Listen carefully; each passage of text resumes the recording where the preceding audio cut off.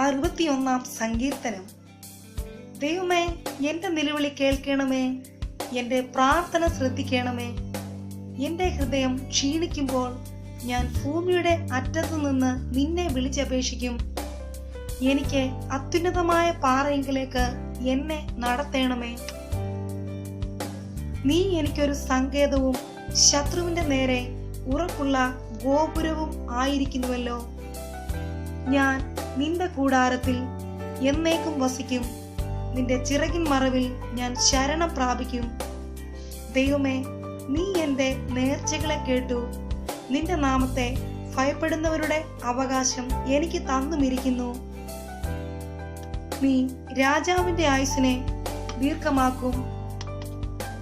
അവന്റെ സംവത്സരങ്ങൾ തലമുറ തലമുറയോളം ഇരിക്കും. അവൻ എന്നേക്കും ദൈവസന്നിധിയിൽ വസിക്കും. അവനെ പരിപാലിക്കേണ്ടതിന് ദയയും വിശ്വസ്തതയും കൽപ്പിക്കണമേ. അങ്ങനെ ഞാൻ തിരുനാമത്തെ എന്നേക്കും കീർത്തിക്കുകയും എന്റെ നേർച്ചകളെ നാൾതോറും കഴിക്കുകയും ചെയ്യും.